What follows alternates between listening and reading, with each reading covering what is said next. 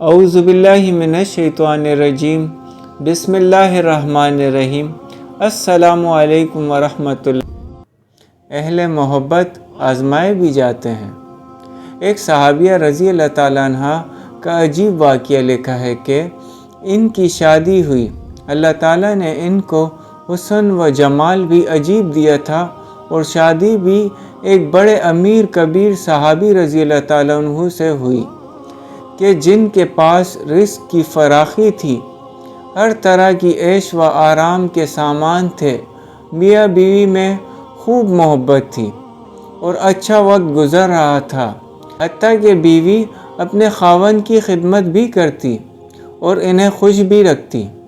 دونوں میاں بیوی خوشی خوشی زندگی گزار رہے تھے۔ ایک رات خاوند سو چکا تھا، وہ پانی کا پیالہ لے کر کھڑی رہی، حتیٰ کہ جب ان کی دوبارہ آنکھ کھلی تو دیکھا کہ بیوی پانی لے کر کھڑی ہیں۔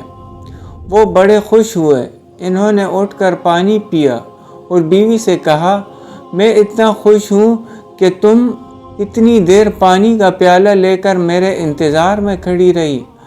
آج تم جو کہو گی میں تمہاری فرمائش پوری کروں گا۔ جب خاوند نے یہ کہا تو بیوی کہنے لگی، کیا آپ اپنی بات میں پکے ہیں کہ جو کہوں گی آپ پورا کریں گے؟ کہنے لگے، ہاں پورا کر کے دکھاؤں گا۔ کہنے لگی کہ اچھا پھر آپ مجھے طلاق دے کر فارغ کر دیجئے۔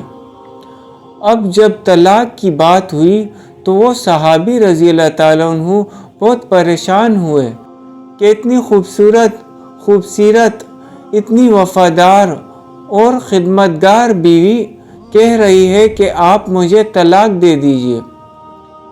پوچھنے لگے، بی بی کیا تجھے مجھ سے کوئی تکلیف پہنچی ہے؟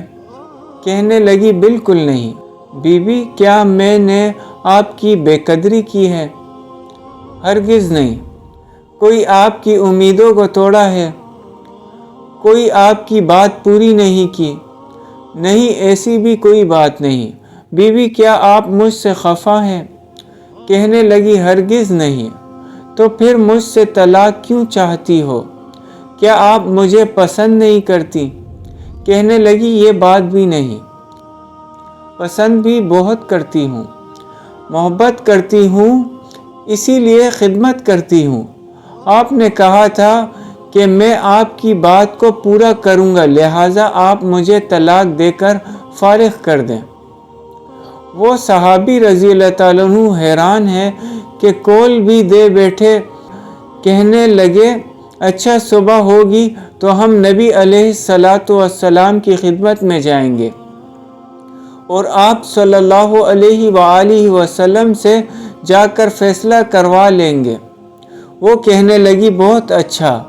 چنانچہ میاں بیوی رات کو سو گئے۔ صبح ہوئی تو بیوی کہنے لگی کہ چلو جلدی چلتے ہیں۔ چنانچہ دونوں میاں بیوی گھر سے نکلے تھے کہ خاوند کا کسی وجہ سے پاؤں اٹکا اور وہ نیچے گرے اور ان کے جسم سے خون نکلنے لگا۔ بیوی نے فوراً اپنا دوپٹہ پھاڑا اور خاوند کے زخم پر پٹی باندھی۔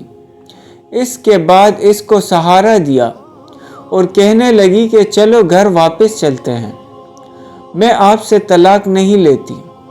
وہ حیران ہوئے کہ جب تم نے طلاق کا مطالبہ کیا تو نہ مجھے اس وقت سمجھ میں آیا، اور اب کہتی ہو کہ طلاق نہیں چاہیے تو نہ اب مجھے سمجھ میں آ سکا۔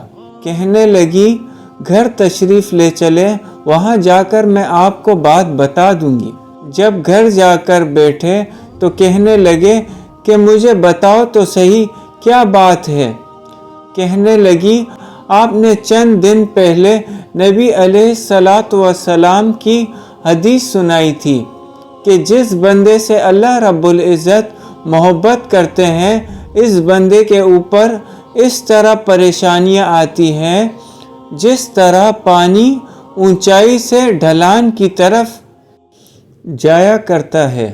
میں نے نبی علیہ السلام کا فرمان سنا، میں دل میں سوچتی رہی کہ میں نے آپ کے گھر میں کوئی پریشانی نہیں دیکھی، کوئی غم نہیں دیکھا، کوئی مصیبت نہیں دیکھی، تو میرے دل میں خیال آیا کہ میرے آقا کی بات سچی ہے۔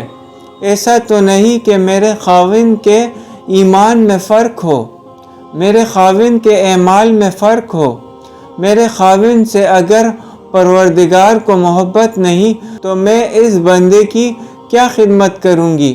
اس لیے جب آپ نے کہا کہ میں تمہاری بات پوری کروں گا تو میں نے کہا کہ میں اس بندے سے طلاق چاہتی ہوں جس سے میرے پروردگار محبت نہیں کرتے۔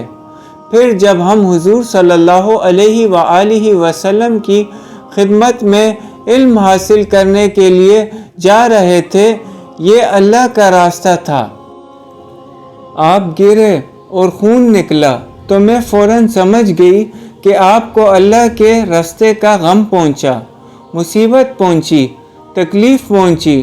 یقیناً اللہ تعالیٰ کو آپ سے پیار ہے اور اللہ تعالیٰ نے آپ کو اپنی ناراضگی کی وجہ سے خوشیاں نہیں دی ہوئیں، بلکہ اللہ تعالیٰ کو آپ سے محبت ہے۔